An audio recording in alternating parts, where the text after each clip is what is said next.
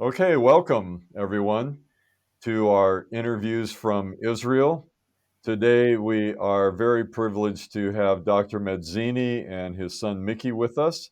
And also joining us today is Bruce Larson, one of the directors of Hargrave Ministries. And so this is going to be a tremendous interview, and I'm glad you could join us. So, Dr. Medzini, welcome, and please fill us in on the things that you see happening now in Israel. Right. We are meeting once again on November 30. And this is the beginning of the 8th week of this war.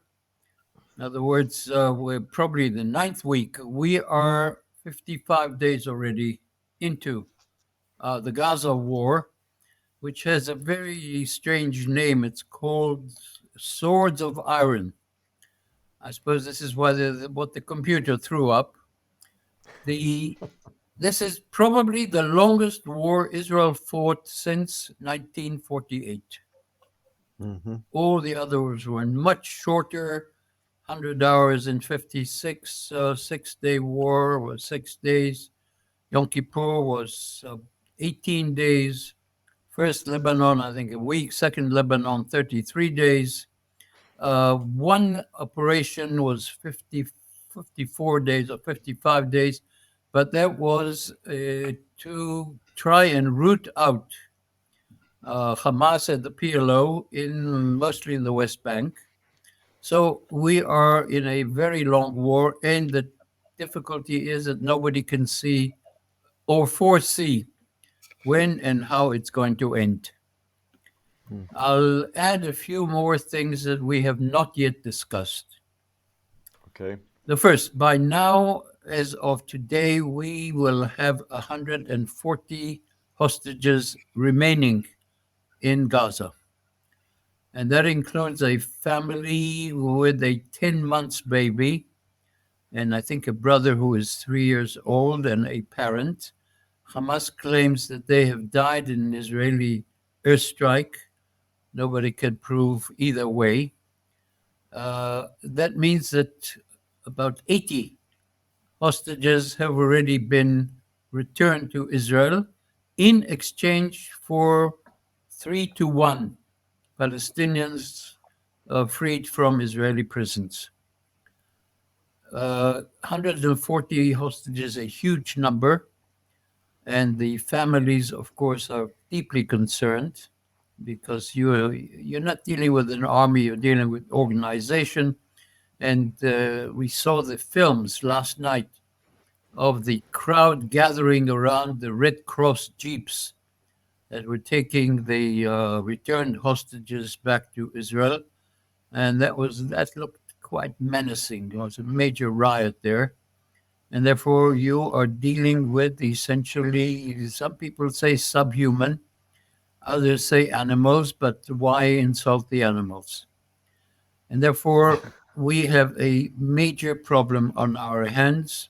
What happens if tomorrow the number game will not work, meaning we will say we want 10, and they will say no, and they will determine who will be returned to Israel. We're looking for women. We're looking for elderly people. We're looking for people who are on medication. And they are playing games with us, and they are basically using psychological warfare against not only Israel, but in particular against the families of the hostages. We have never experienced such a thing. We had prisoners of war taken in the 6 Day War. We had very few. In Yom Kippur War, we had quite a few. And curiously enough, one of the people who helped negotiate the release of the prisoners exchange, was Henry Kissinger, who, Yes. who died yesterday, who's one of whose classes I audited 64 years ago. He was a brilliant Hmm. teacher. He was a mean fellow in class, but that's besides the point. By the way, he played a very important role in laying the foundations for the Israel-Egypt peace treaty. Mm-hmm. So we don't know if we may find ourselves fighting again either tomorrow or on Saturday, or if some arrangements will be made to continue the existing, it's not a ceasefire, it's a truce. But there have been quite a few violations since then. Your Secretary of State is here as we speak, and he's supposed to produce a press conference any minute now. The American aim is as follows. They say that Israel has the right to self-defense, but they also say you have to be very careful about the human factor. You have to take into consideration what they call the humanitarian aspect of things. And therefore, when you bomb, try not to bomb residences. When you are dealing with civilians, try to be very careful, which is extremely difficult All right. because Hamas basically is entrenched in tunnels, and these tunnels are under various types of buildings, as we have seen in northern Gaza. Two more points I want to add. As of as of today, because the Houthis in Yemen, who are also an arm of Iran, have fired and in some places even boarded a ship whose company is partly owned by an Israeli.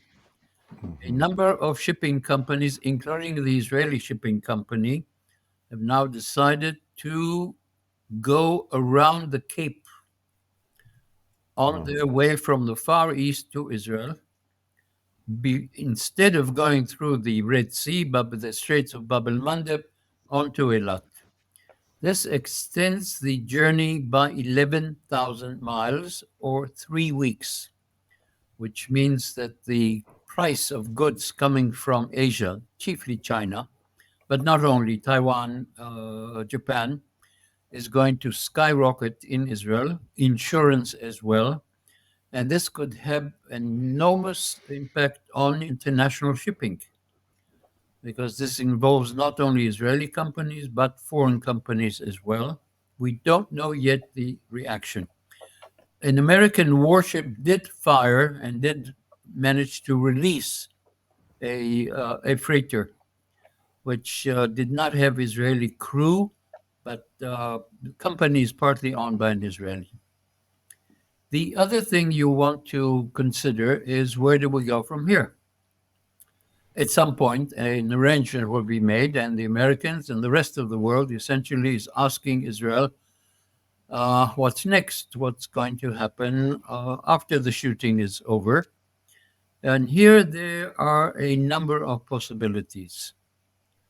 The first possibility is that for a while, the Israeli army stays in Gaza and then hands over to an Arab force, maybe including other, not only Arab countries such as Saudi Arabia, Egypt, United Arab Emirates, Bahrain, Morocco, maybe, but maybe also forces from other countries. And hopefully they'll make sure that there is some sort of rehabilitation, reconstruction of the in the Gaza Strip.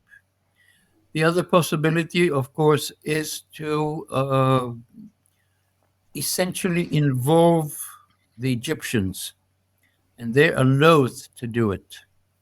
They had it between 1948 and 1967, and whenever we mention the possibility, a remote possibility of Egypt taking over, they recoil. They say, "Thank you very much, not interested. We know what Gaza means. We don't want to get involved into Gaza." Another possibility is to have non-regional international force. European countries, Latin American countries, perhaps under a UN arrangement. The United Nations has a number of international forces, for example, in Lebanon. It's called UNIFIL. Mm-hmm. They had an international force between us and the Egyptians, UNIF, from 56 to 1967.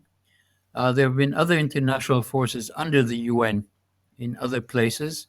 Therefore, this is another possibility. Most Israelis would not like to be saddled with the responsibility for 2.2 million Palestinians who are not exactly friends of Israel.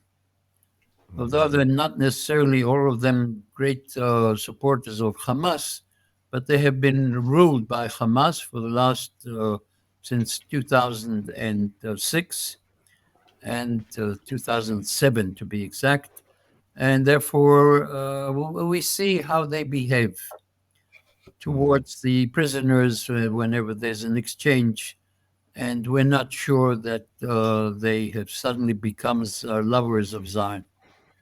So here we are at the moment in a major quandary. What do we do?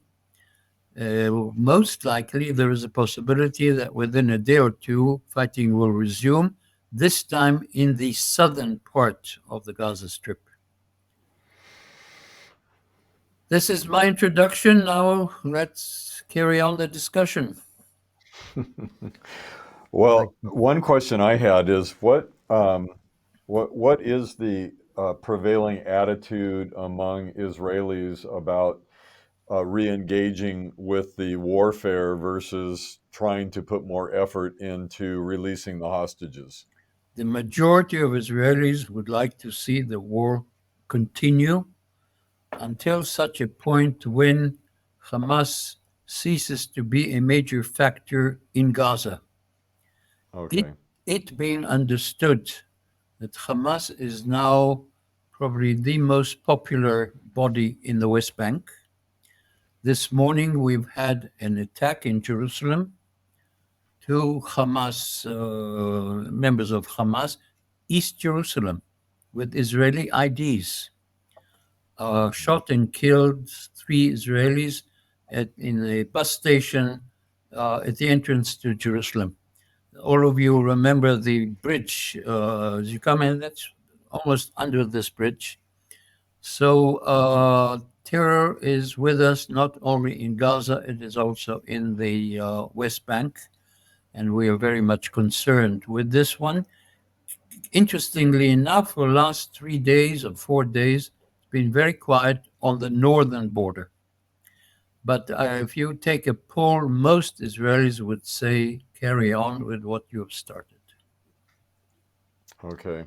Professor Medzini, I really appreciated your thoughts about what happens when this war eventually, the shooting stops.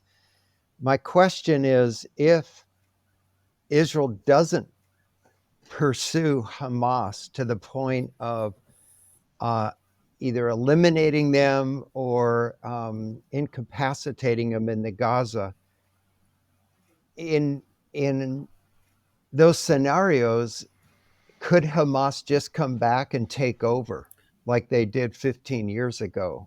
Is there still enough of a, do we have to go into the point where that's impossible, and how can we get there? It's not impossible because you are dealing with an ideology.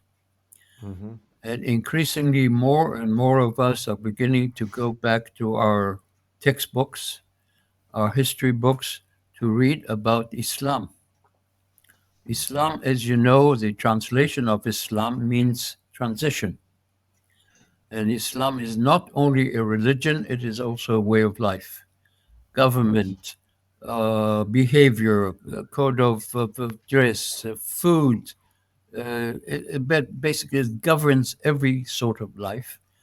The Islamic world looks upon the Islamic, let's call it part of the world, looks upon the rest of the world as what they call Darul al Harb, the house of swords, whereas the Muslim world is called in Arabic Darul Islam, the house of Islam.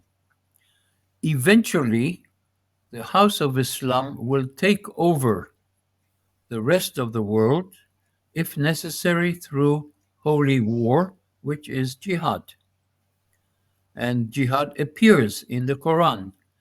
Therefore, this Mhm. is a conquering religion. This is a religion that sees non Muslims as virtual enemies.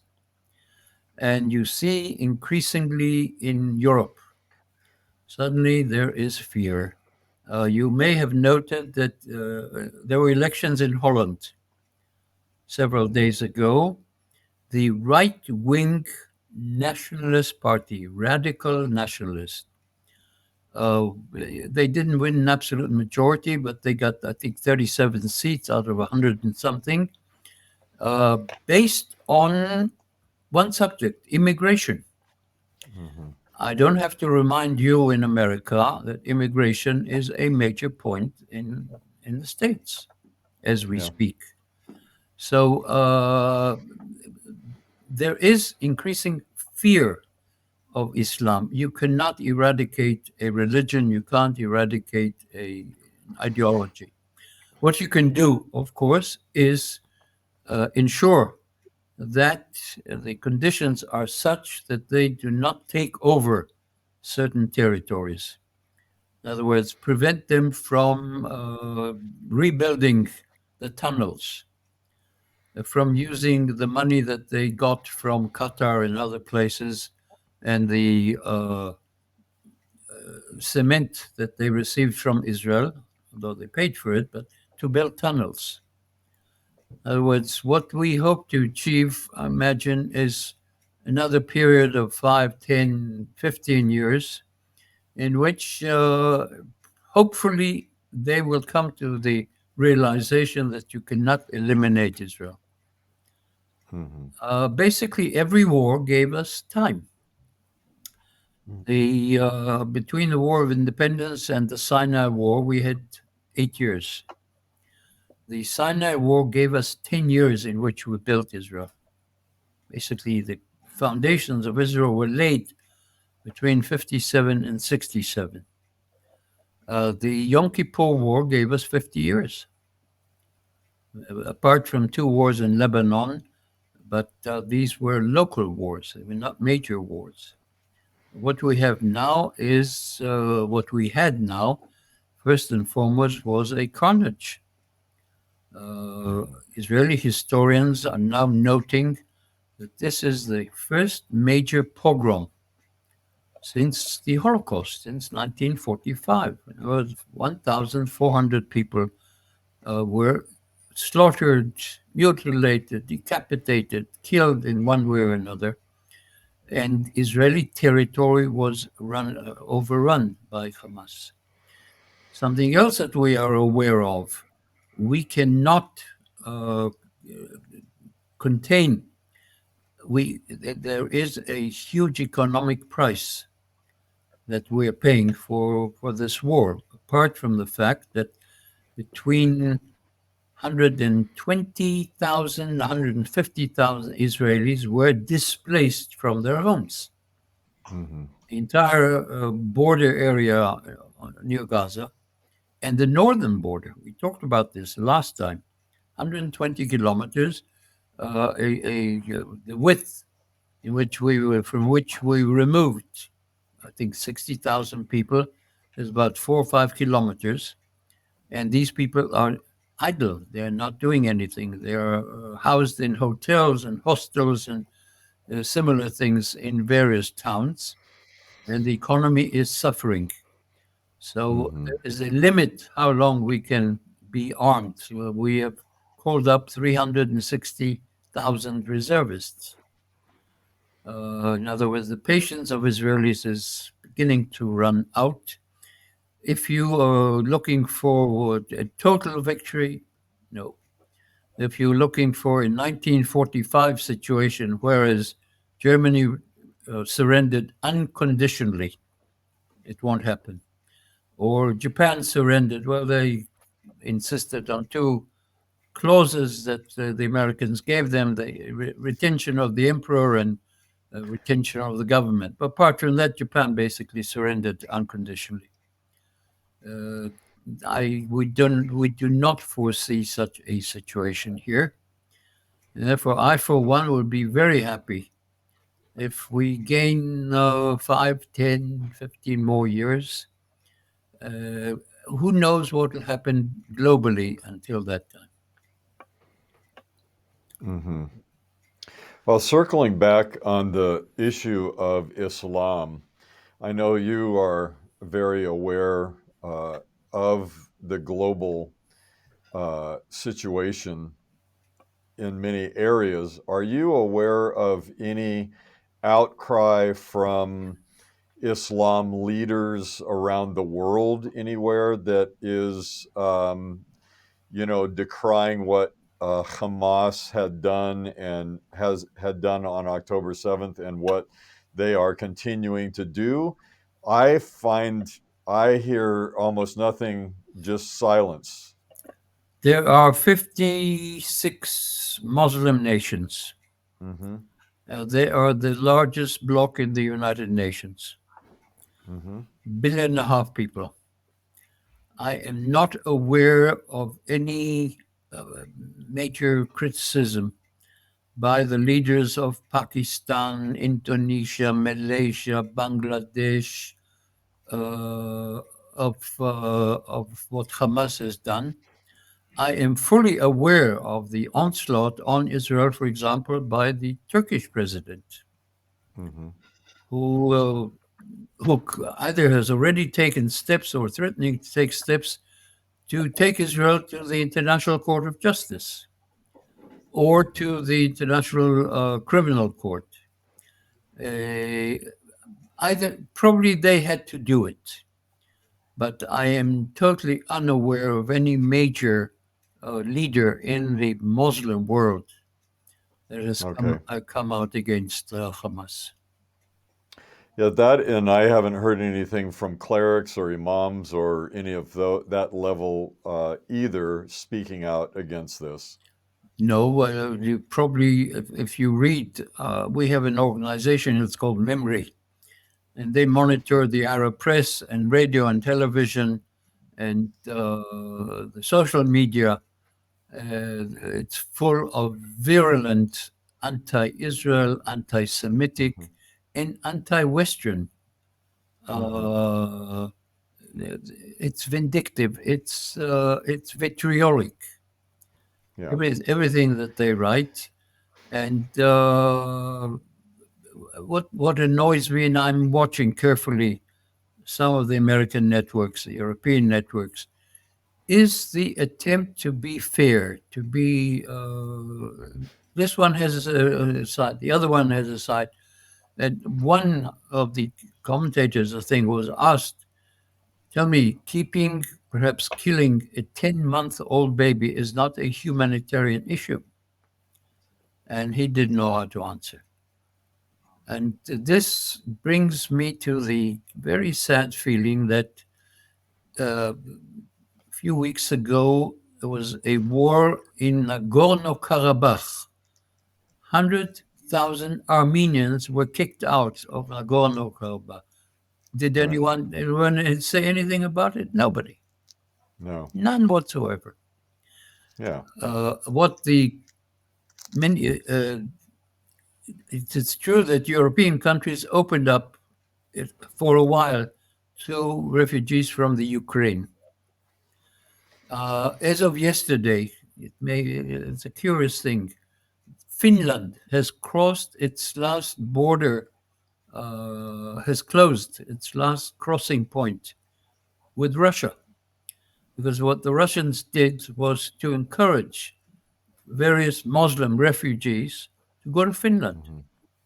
And the Finns are fully aware, for example, of what's happening in Sweden when it comes to Muslims. Malmo, a southern town in Sweden, is called it's called it's called Malmo. 25% are Muslims, and therefore Swedes are becoming very, very concerned. And you will probably have more and more right-wing governments in Europe because of that. And I will not be surprised if this may be the case in some of your own states. Right.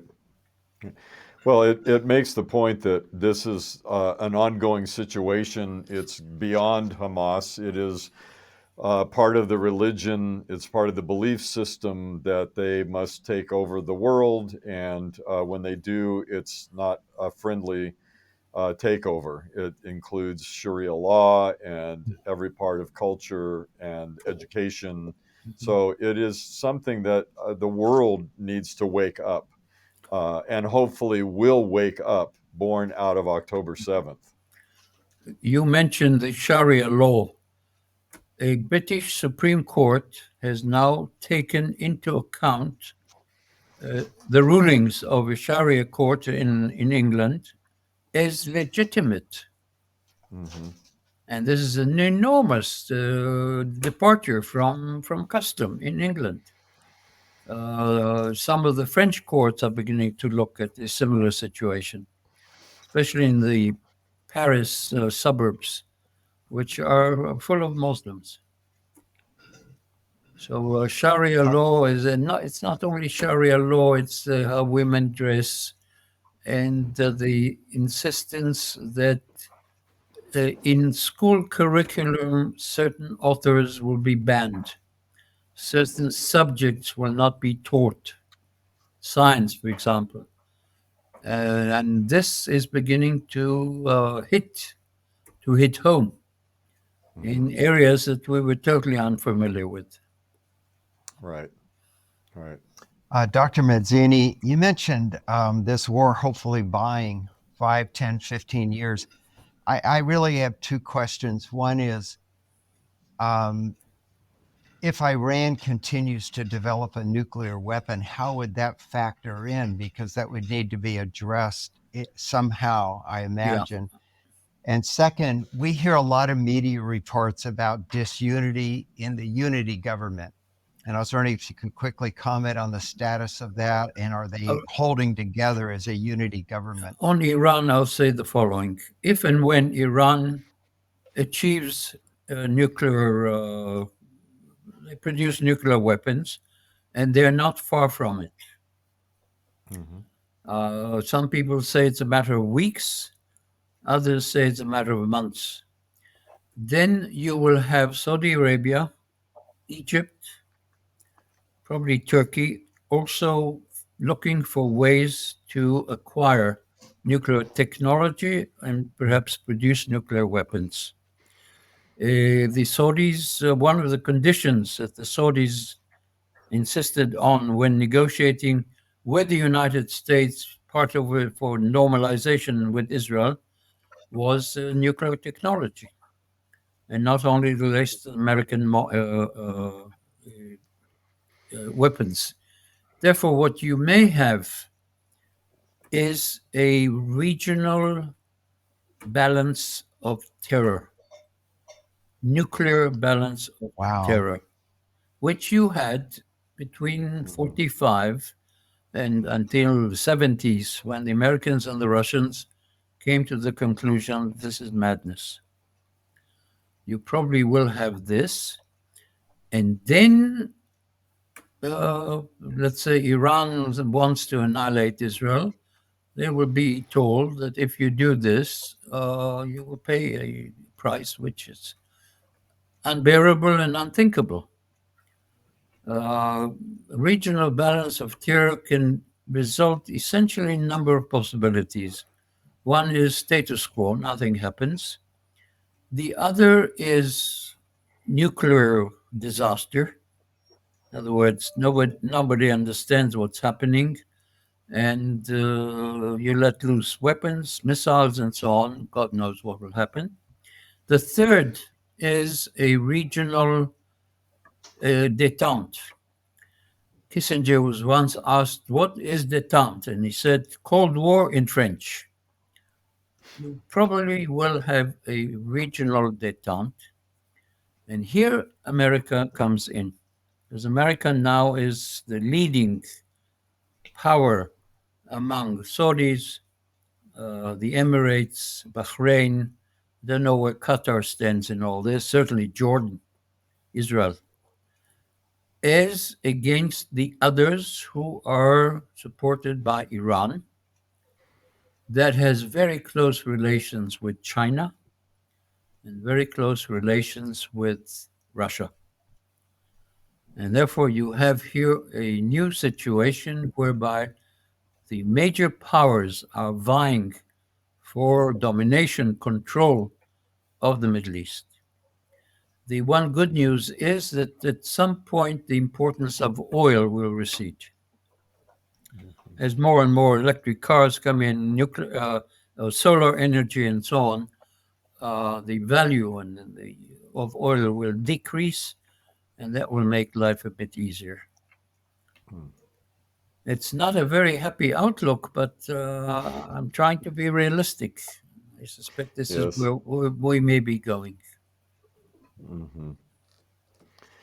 I was wondering, Mickey, if you have some things you'd like to add.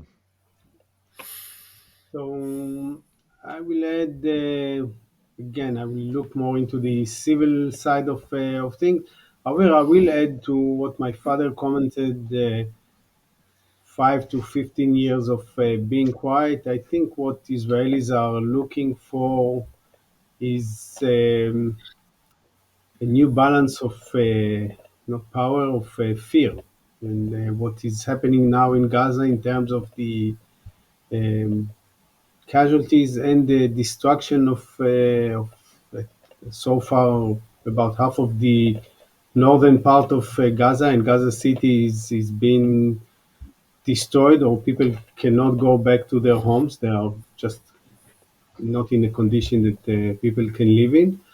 The cost will be so high that Palestinians will think again if they want to have another October 7, taking into account the price they have to pay, and again, both in terms of casualties and also in terms of how many years they are going now to live in tents and in refugee camps before they can go back to any new homes that will have to rebuild.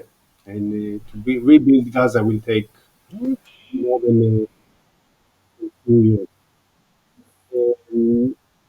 Um, the Israeli society, as we spoke, was really jumping in ahead of the government early, and continue to both show a lot of resilience and getting into a more systematic way of supporting itself. Those organizations who jump quickly and organize things as civil society and as Israeli knows how to do very quickly, but not always in a very organized way, but filling the gaps quickly. Now starting to organize those filling the gaps grassroots organization, and to work alongside the government, who is also showing a bit more of presence and coming in and with the budgets and with the more organized methods, but also civil society is there, and building organizations that are starting to work, and again work with the communities that were displaced and have to rebuild themselves and have to rebuild interim school wherever they are, and all those kind of ad hoc systems that you have to provide them from healthcare, and again education is very very important, and a lot of are chipping in to support both setting up schools with the government and after curriculum activities and after curriculum support system and emotional support, which is so much needed in those organizations. Another interesting part of our society is the reserve service. There are so many of those who are reserved, so supporting those in service. And this war is for the first time the although usually it used to be, if we spoke about previous war, usually it was men were called up for service and women would stay home. The IDF have today more and more women in more and more important roles, both some in frontline units, but a lot of women who are doing all the behind the scenes, from intelligence, logistics, medicine, and so forth. And suddenly you see many families where the both husband and wife are going on reserve service for quite a few weeks. And this is where Wow. grandmothers are becoming very Yeah. important figures in the Israeli society, and they are taking and jumping in and being part of this effort. Uh, Grandparents, grandmother in I would say more than grandfathers, but also grandfathers are there, and seeing the Israeli society as a whole from all generations are coming and supporting in different ways. This is a war where every citizen is involved, either supporting Wow. displaced people, either supporting their families, and all generation, every Israeli is involved, and therefore every Israeli do want to see that this one will provide us a quiet time for a very long time, and therefore there is I, I'll, I'll add two more things, Mickey. yeah. My son Mickey forgot to tell you that as of yesterday, he's been called up. So, No.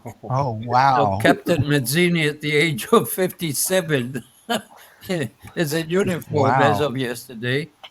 Yeah. Bruce, I realize I didn't answer your question about the government of national unity. It's not a government of national unity. What happened was that essentially three people, two of them from the it's called the Machane Mamlachti, the state camp, both former chiefs of staff, Gantz and Eisenkot, highly respected, decided to join essentially the inner cabinet. We have a decision making procedure which is very, very curious. There is the small cabinet, consisted essentially of the prime minister, defense minister, and these two other ministers, Gantz and Eisenkot, who were former chiefs of staff. The defense minister is a former general as well, and sometimes another politician joins in. In other words, a body of 6 or 7 people. Then you have a larger uh, defense and foreign policy cabinet. That's a thing about 12 people. And then you have the big cabinet, which is crazy in Israel. It consists of 38 ministers, of whom 12 are totally unnecessary and wasteful. So, as long as there is no major problem, so far they have managed to work together. How long this will last, I don't know. I assume it will unravel once there is a working ceasefire as Hmm. compared to Yeah. truce. But so far, we're quite happy because two people with a great deal of military experience and good common sense are in the inner cabinet, which is making the key decisions. Uh, the idea of buying times. It took the Lebanese, I think, 5 years to rebuild Beirut after we bombed about a third of it in 2006. It took people in Gaza at least 3 to 5 years to rebuild after the last round, and nothing compared to what has happened now. Hmm. About two-thirds of northern Gaza has been flattened. And I suppose this is what may happen in other parts of Gaza as well. And therefore, basically, they have to ask themselves a very simple question: what's going to happen when winter comes? And winter is here already. I'm not talking about snow, but I'm talking about rain, and it's cold. and there's no shelter. So there will be enormous pressure on Hamas as well. Come to terms, end this war, find a way to get out. Some people are even thinking in Israel, let's do what happened to Arafat at the end of the first war in Lebanon, when Arafat and many of his soldiers, fighters, decamped and got on board a ship and traveled to Tunisia and other places. In other words, they abandoned Lebanon. And some people will say, let's come up with this idea. Problem is, nobody wants to take them. Unlike Arafat, there were countries that, for Arafat, by the way, that was the realization that you can't win. Yeah. Even though it may sound gloomy, but I'm always optimistic because at some point they'll have to come to the realization that in Gaza there are 2.2 million people. And somebody has to feed them, somebody has to house them and educate them, employ them, carry on life as normal. It's their responsibility. Yeah. Well, Captain, it's it's not good news to hear that, but We'll be praying for your safety. yes. I'm not going to Gaza, but I'm in the border with the West Bank, and this is my. I'm truly, but the feeling is truly chipping into protecting my home. Of course. Is, Of course, you would feel it. You'll see that things are very desperate when they'll come for me. 91-year-old lieutenant colonel.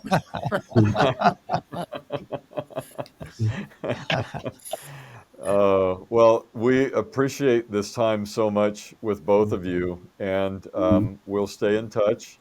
Absolutely. Hopefully, Mickey, you'll be available to continue on with us. And we thank you so much for this time and this information. This is just so important for our people and Americans generally to understand and have this depth of insight that you both bring to the table. And we appreciate it very much. And as Bruce said, we will be in prayer for you. And during this time of Hanukkah, we will look for more miracles to be Yeah. part of the solution for the situation that Israel is facing. But thank you both very, very much, and I'll give you the last word. I'm delighted to see Bruce, and I hope that Bruce will join in Thank you. in the future as well. And Hanukkah is the holiday not only of lights, of miracles. Yes. Oil lasted for 8 days. But So I, it's I will really- I will end with a Ben Gurion quote, quoting Ben Gurion, who says, "In Israel, if you want to be a realistic person, you have to believe in miracles." So we do. Yes. Yes, and we believe with you. I keep thinking about the quote from the prophet, those that are with you are way more than those who are against you. And so, Lord, open our eyes to behold that and let it manifest in reality surrounding you. Thank you very Amen. much, and you we very much. hope to see you both again way before Christmas. Yes, very soon. Thank you. Yeah. Thank you very much. Bye.